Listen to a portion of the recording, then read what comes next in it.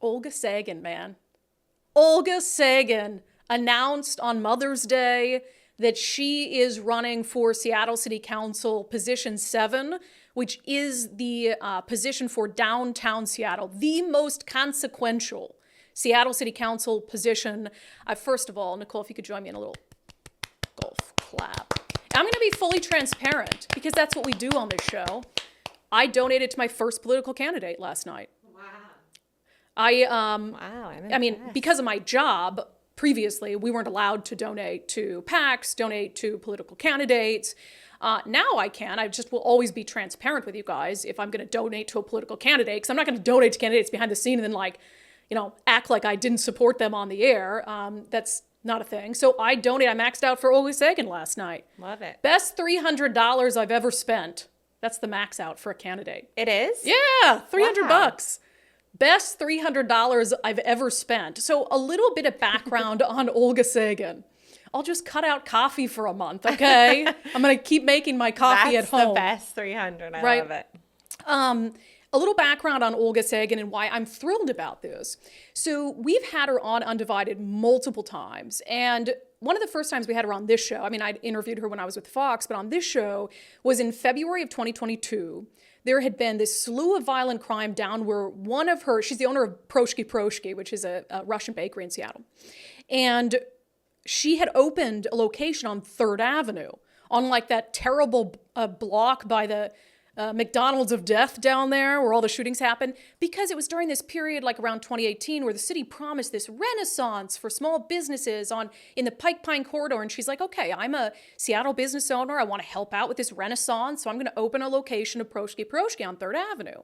Well, it didn't take long before things absolutely went downhill. And so we did this story on the podcast in February of 2022 after she decided there was this shooting that she had to close the doors of that location. And when we had her on at the time, she was completely fed up with Seattle government. Here's that clip.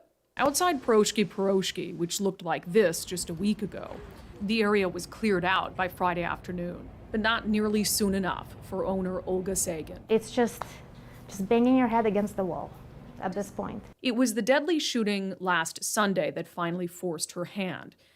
The bakery's surveillance video captured people running from the sounds of gunshots outside. It's the 3rd one in a month. So as a responsible business owner, I'm putting my employees and customers on the line to be shot. I mean, I don't want to wait till it's too late and my business is done because some of my employees died and I'm carrying this with me. I mean, my employee safety is my number 1 priority. My customer safety is right up there. We would open at 7 a.m., come out in the morning. If there was anybody here, we would ask them to kind of, just please, if you can step away, this is a private property. This was meant for people to have pastries here, and they would stand here, have their coffee, have their pastry. This shelf here that now is a, drug shelf. Olga opened this location in 2018 during what was billed as the Pike and Pine Renaissance, a project aimed at making this area the, quote, best pedestrian experience in the city. Some renaissance that turned out to be. I mean, how long of my life do I need to spend on one specific location? I had, again, 15 employees here. As I said, we had, I'm transparent with my number, we had 800,000 in sales a year. And going from that to thinking about my employees getting shot. Yeah, so she was very fed up when we talked to her in February 2022, basically wanted nothing to do with Seattle city government anymore, had tried so many times to reach out to them, her elected leaders, her councilman, Andrew Lewis, to no avail, and was so frustrated. So fast forward, she ended up opening that location back up when Bruce Harrell came in, and he was dedicating more resources to that area. And you might recall, just back in March, we had Olga Sagan on the show, and she broke the news on our show that she was considering a run for Seattle City Council. Here's that clip. I cannot sit at my home, watch Netflix and be angry at government. I need to say things and keep them accountable as an individual because it is up to us. It is up to us in the city, in the state, in the country to make government accountable. Or if they don't want to be accountable, fine. But it's up to us to speak up and not just, step over people without housing or drug addicts or people with mental illness. Go home, turn your TV and be like, oh, this is disgusting outside. I don't think that's who we should be. How far are you willing to take that sentiment? I have tried to shame you into running for something. I know other people have tried to as well. I'm considering running for city council. I know that we have election this year, and I have been thinking about it, and I have been really, really struggling with that decision, because I know that if I put my hands and heart and soul into something, it's going to be I will put everything I got. And always we come in as a female, as an immigrant, as a business owner, we have all those insecurities am I qualified? Am I qualified to run? But then I look at some other city councils we have, I'm like, well, if they're qualified, I should be qualified, but I'm not a career politician, and that's kind of throws me off. I'm more after making downtown better, making downtown safe, having it all inclusive and taking care of people. So I am considering running for position 7. I think the goal is to have downtown be in a better shape.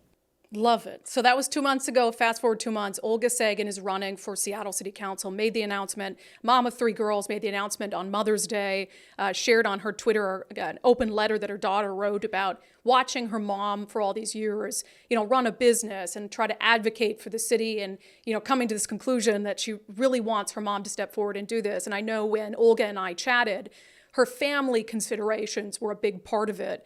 So I think this is great. I think that more small business owners in the city of Seattle need to step up. And look, Olga Sagan, she shares the progressive values of Seattle, but she's got common sense. And she can look outside of her bakery and see that what's happening is not something to be proud of. And so I think when you put and also I'll say about Olga, she's not running for one of the unopposed seats. Andrew Lewis is running to keep his job. Someone who's flip-flop on police defunding, who just puts his little finger up in the air, licks his finger, puts it in the air, figures out which way the wind is blowing and decides, oh, that's where I'm going to be right now. Just started caring about the crime issue in downtown Seattle in the last year. So she's going to be challenging him. But someone like Olga Sagan, who was speaking up and has spoken up in this city as a business owner when it is not easy to do so, when you are vilified and labeled for just saying what's true, that you shouldn't have to, as a small business owner, look outside, have a little shelf that's meant for pastries and have it be a drug den where people are shooting up and smoking drugs. That she shouldn't have to worry about her young employees and her customers fleeing from gunfire down the street. It is hard to just say the obvious in Seattle, and she has done it for years and has been vilified by far-left activists as a result.